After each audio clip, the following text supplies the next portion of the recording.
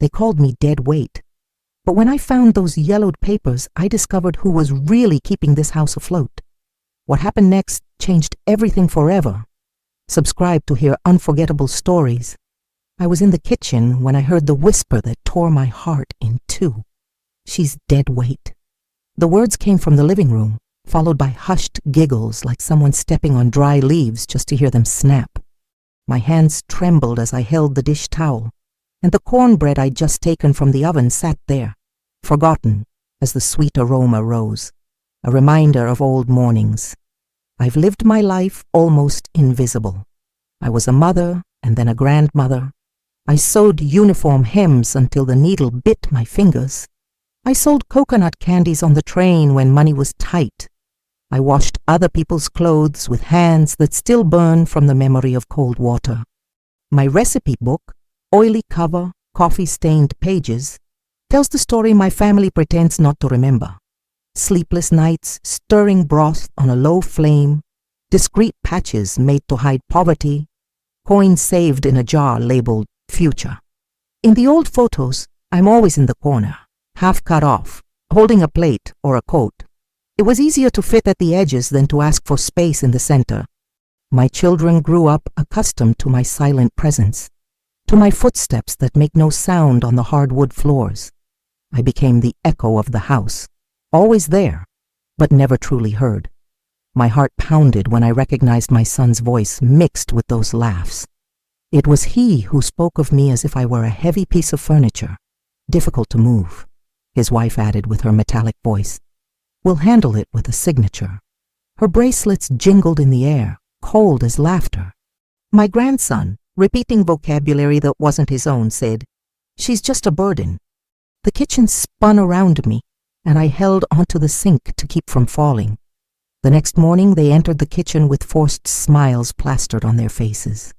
My son avoided my gaze, fiddling with his phone like someone hiding dirty hands. His wife came with a coffee tray she'd prepared herself, a gesture that seemed strange to me, as I was always the one serving everyone in this house. "Mom, we need to talk," he said, his voice put on, like someone who'd rehearsed the speech in the mirror. I sat down slowly in my usual chair, the one with the seat a little sunk from the weight of years. My grandson was playing on his tablet, oblivious to what was happening, but his eyes peeked over the screen, curious. His wife placed papers on the table, next to the cup that trembled when my hand reached for it. They were official documents, with stamps and signatures I didn't understand, but their tone spoke for itself. They wanted me to leave. "It's for your own good," she lied, smoothing her dyed hair. "You need special care. People your own age. We've already found a good place, with activities, prepared meals." His voice faded, as if the words themselves embarrassed him. I picked up the papers with fingers that knew every piece of furniture in this house, every crack in the wall, every drip I'd fixed myself with a bucket and patience. I read slowly, syllable by syllable, like deciphering a foreign language. It was a contract for a nursing home, with my name already filled in block letters. "You've already decided everything," I said, more to myself than to them. It wasn't a question. The silence that followed was heavy like a summer rain, the kind that fills the yard with puddles and makes the earth smell different. My grandson stopped playing and looked at me with those big eyes, full of questions no one would answer. "It's temporary," my son lied again, "until you get used to it." But I knew his lies since he was a boy, when he hid mischief behind that same crooked smile. I picked up the papers and folded them slowly, like folding a farewell letter. I got up from the table and walked to my room, feeling the weight of their stares on my back. I closed the door slowly and sat on the bed I'd shared with their father for so many years. On the walls, faded photos told the story they wanted to erase. Simple birthdays with corn cake, first communions with dresses I'd sewn, graduations where I'd saved for months to buy new shoes for each of them. When I returned to the living room, they were whispering, their conversation ceasing in my presence. "Have you thought about it?" his wife asked, like asking if it would rain tomorrow. I looked at my son and saw a stranger. Where was the boy who ran to my arms when it thundered? Where was the young man who brought his first girlfriend to dinner and asked me to make extra beans? I'm not signing, I said, my voice firmer than I expected. The paper remained folded in my hand, like an origami of resistance. His wife sighed, impatient, and the jingle of her bracelets echoed like alarm bells. Mom, you don't understand. It's for your own good. You're being stubborn, he said, and in those words was an echo of his father, who used the same tone when he wanted to bend me to his will. It's not stubbornness, I replied. It's dignity. I don't know, I replied, because lying to a child is a sin. He rested his head on my shoulder, and we stayed like that, two castaways in a house that no longer wanted us. The following days were a Cold War. They spoke of me in the third person, even when I was present.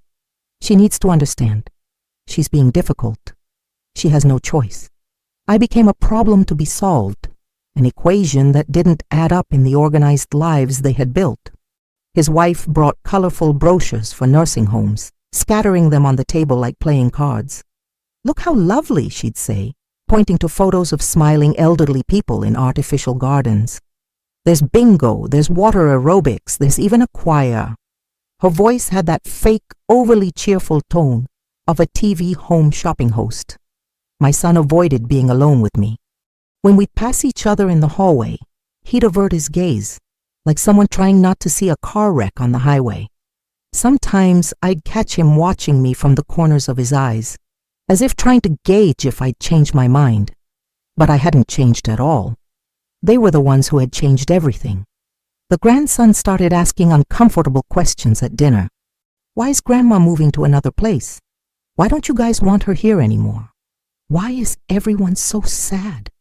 The answers came rehearsed, full of justifications that didn't convince even the person saying them.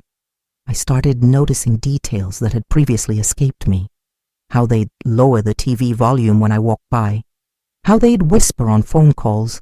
How they'd serve me food on smaller plates, as if they wanted me to take up less and less space.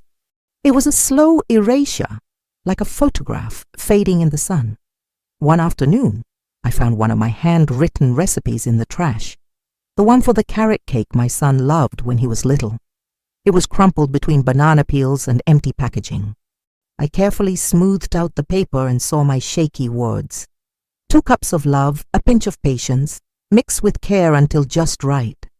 I put it back in my recipe box, but a part of me stayed in that trash, along with everything they wanted to throw away. The house started to feel smaller, as if the walls were slowly closing in to push me out. Each room echoed with memories that only I seemed to recall. The spot where my son lost his first tooth, the wall where I marked the kids' heights, the corner where I prayed when they were sick. That night I couldn't sleep. I walked through the house in the dark, my feet knowing every loose floorboard, every creaky step. I went to my son's old room, now transformed into a storage space for things nobody uses, but nobody throws away. There were the stuffed animals I'd mended, the toy cars with missing wheels, the storybooks I used to read him to sleep. I picked up a dusty photo album and sat on the floor, like a child playing with found treasures. Each page was a piece of life they wanted to forget. Me, pregnant and smiling, even though I knew we barely had enough money for food. Him, a baby in my arms, small as a sparrow that fits in the palm of your hand. The first steps, the first words, the first smiles I'd photographed in my heart before I even had a camera. I remembered the sleepless nights when he had a fever, the long walks to the hospital when we couldn't afford a taxi, the meals I skipped so they could eat twice. I remembered how I used to sew by candlelight when they cut the power, how I invented stories when there was no money for toys, how I turned leftovers into feasts with the magic only mothers know. I found a card he wrote me for Mother's Day when he was 10. The crooked letters said, "Mom, you are the most important person in the world. When I grow up, I'll take care of you like you take care of me. I love you to the moon and back." Tears fell onto the yellowed paper, blurring promises that time had broken. The next morning, when they woke up, I was in the kitchen making coffee as usual. My son looked at me with surprise. as if he'd expected to find me with my bags packed. "Good morning," he said, his voice cautious. "Good morning," I replied, pouring coffee into his favorite mug, the one with the little race cars he got when he was 5, which I'd kept like a relic. I placed the card on the table next to the still warm bread. He recognized it immediately and blushed like he did when he was a boy, and I'd caught him misbehaving. "You kept this?" he asked, his voice lower. "I kept everything," I answered. "Every promise, every hug, every 'I love you' you said, but forgot to keep." My daughter-in-law entered the kitchen and sensed the tension in the air. She read the card over his shoulder, and her face closed off like a door slammed shut by the wind. "This is emotional blackmail," she said, but her voice wavered. I met her gaze with the calm of someone who knows their own truth. "This is memory," I corrected, "and memory isn't blackmail. It's an inheritance." As I was gathering my things, I found the envelope. It was stuck to the bottom of the sideboard drawer, yellowed with time and forgotten for years among dish towels and old napkins. My hands trembled as I opened it, sensing that something important was inside, like finding a key without remembering which door it opens. Inside were documents I hadn't seen in decades. The original deed to the house, with my name in block letters, my shaky signature recognizable even after all this time. There were also receipts for payments I'd made, money counted out coin by coin to raise the roof and put tile in the kitchen. I remembered. I was the one who started paying for this piece of land, saving coins from the jar labeled Future. At the bottom of the envelope, a note written by the hand I knew better than my own.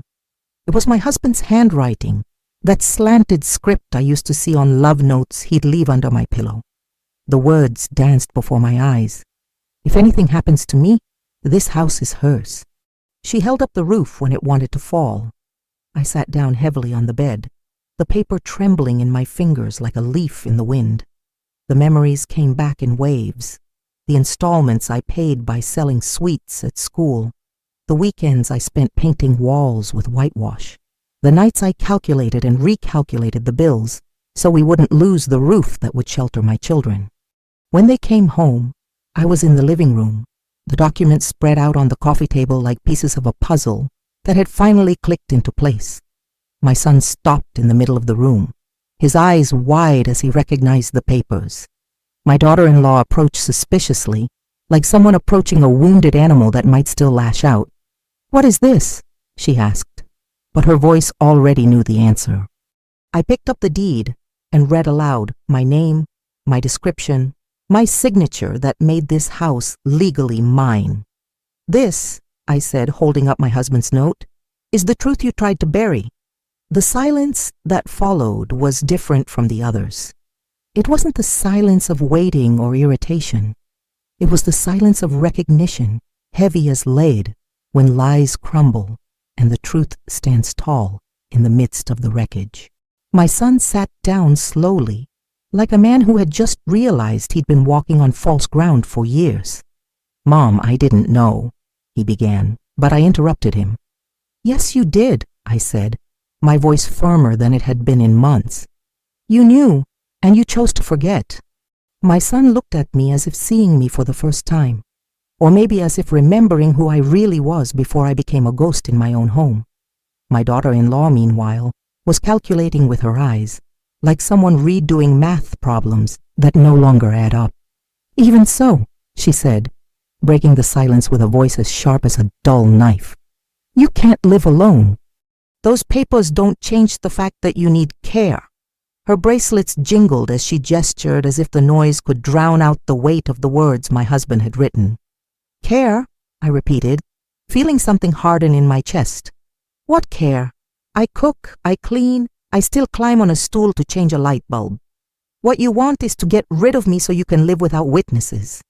The truth came out raw, unseasoned, but it seasoned the air with a bitter taste we all recognized.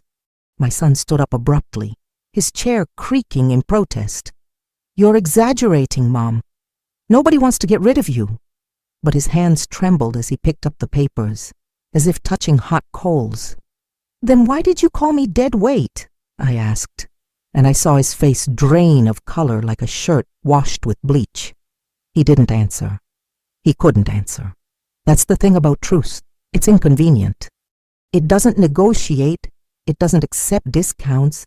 It doesn't let itself be folded like the papers they wanted me to sign. My grandson appeared in the living room doorway, small as a question mark, sensing the heavy atmosphere, but not understanding its cause. "Grandma, are you crying?" he asked, and only then did I realize I was. But they weren't tears of sadness. They were tears of recognition, like when you find something you thought you'd lost forever. "No, sweetie," I said, wiping my face with the back of my hand. "Grandma's just remembering who she is." Under the glow of the street lamp, I reread each page like someone rereading love letters. There was my true story, written in cup measures and tablespoons. The recipe for the birthday cake I invented when there was no money to buy one. The potato pie I created to feed unexpected guests. The papaya candy I made to sweeten bitter days. The next morning, the neighbor showed up at my door with still warm bread wrapped in a dish towel. "Mrs. Henderson always had a knack for showing up at the right time, like rain on dry earth. "I heard some raised voices last night," she said, sitting down on the porch chair without asking, like true friends do. I told her everything, the whispers, the papers, the discovery of the deed, my husband's note. She listened, nodding, making those little sounds like someone who knows the tune even without hearing the lyrics. "Honey," she said, using the same tone as when we were young, "you've always been stubborn, but this time your stubbornness is going to save you. Do you know she lent money to 3 families on this street when no one else would? My daughter-in-law tried to interrupt, but Mrs. Henderson had 60 years of practice at not being interrupted. Do you know she taught 6 kids to read for free at her kitchen table? Do you know she spent 3 nights in the hospital with me when my husband had a heart attack? Each word was a stone thrown at the window pane of hypocrisy." My grandson, playing on the floor, looked up. "Grandma did all that?" he asked, amazed. Mrs. Henderson knelt down to his level. "She did that and much more, my angel. Your grandma is the kind of person who plants trees, knowing the shade is for others. Chen when he was widowed, the children I fed when their parents lost their jobs. Your mother is a neighborhood treasure," one of them said. "People like her aren't found on every corner." My son listened quietly, his ears red like when he was a boy, and I caught him lying. With each story told, he seemed to shrink a little more, like a plant wilting without water. My daughter-in-law tried to argue, "But she needs specialized care." Mrs. Henderson interrupted her with a laugh. "Specialized care? Honey, just yesterday I saw her climbing a ladder to prune the fig tree. If anyone here needs specialized care, it's you all, who are blind to the treasure you have at home." The neighbors left, leaving the air perfumed with truths no one wanted to inhale. The house fell quiet like a church after Mass, with that echo of words that continue to resonate even after they are spoken. That night, I woke up to a noise in the kitchen. It was my son sitting at the table with his head in his hands, the house deed open in front of him like a treasure map he'd ignored his whole life. When he saw me, he didn't try to hide the tears streaming down his face like a gentle rain. "Mom," he said, his voice hoarse like someone who had shouted a lot or cried too much. I lost my way. I sat down beside him, my hands finding his like 2 birds recognizing each other after a long migration. "We all get lost sometimes," I replied. "The important thing is to find our way back." He picked up his father's note, reading it slowly as if for the first time. "He knew, didn't he? He knew you were the backbone of this house." I nodded silently, because some truths don't need words. They exist like the air we breathe, invisible but essential. "I've become someone I don't recognize," he continued, his words coming out in sobs. "I wanted to forget where I came from so badly that I forgot who brought me here. I wanted a different life so badly that I threw away the life that gave me the foundation to dream." His hands tightened on mine like someone holding on to keep from drowning. My daughter-in-law appeared in the kitchen doorway, in her nightgown with her hair mussed, her eyes swollen like someone who had spent the night thinking. She looked at us for a moment, and I saw in her face the same recognition I saw in his. The discovery that they had underestimated someone who should never have been underestimated. "I apologize," she said, her voice as small as a grain of rice. "I didn't know your story. I just saw an older lady who needed help." I looked at her with the understanding of someone who had been young and made mistakes. "You saw what they wanted you to see," I said. "I was young once, too." I judged without knowing. "Grandma is staying right here where she always has." We hugged there in the kitchen, the four of us, like a tree gathering its branches to withstand the wind. And I knew that sometimes you have to almost lose something to discover its true value. Today, 6 months later, I wake up early not out of obligation, but for pleasure.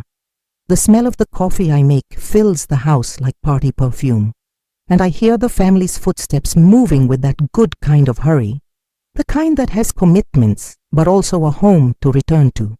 I transform the back room into a small studio where I teach the neighborhood kids how to cook.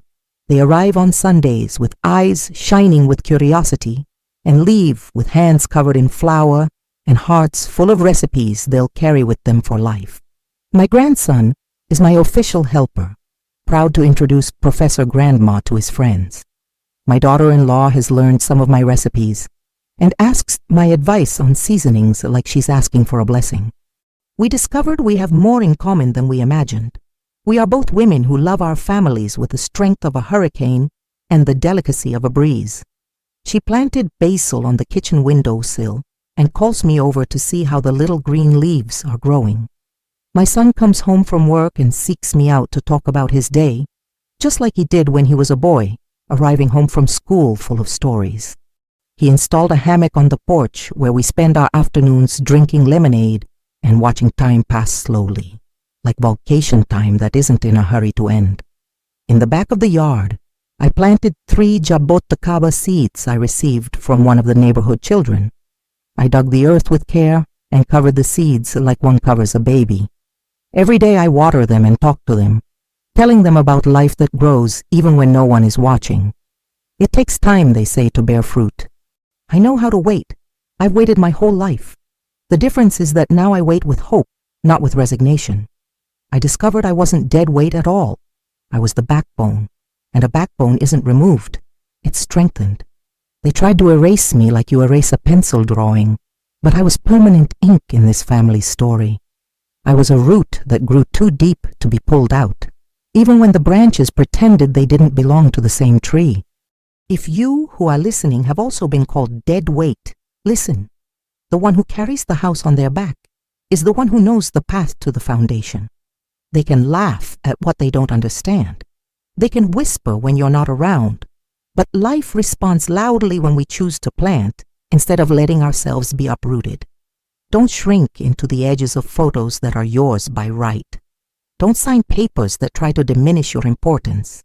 Look in the back of drawers for the documents of your truth, because they are there, yellowed but valid, waiting for your courage to bring them to light. And if one day they try to throw you away like an old recipe, remember, the best recipes are those tested by time, seasoned with tears and love, that nourish generations even when the paper is yellowed and the measurements written with a shaky hand. There are empty tables waiting for your hands, and yards thirsty for what only you know how to grow. True love has no expiration date. It doesn't weigh you down, it doesn't hinder you. It sustains, like columns sustain a roof, invisible but indispensable. Today, when I wake up and see my family gathered at the breakfast table, I know I won the most important battle of my life, the battle to continue existing in the memory and hearts of those I love. I am no longer the shadow that hides behind the kitchen door. I am the light that turns on when everyone comes home. And the jaboticaba trees? They've already started to sprout. If this story touched your heart, subscribe and share it so that more people can hear what should never be forgotten. What would you do in this mother's place? Comment below and help keep alive the stories that deserve to be remembered.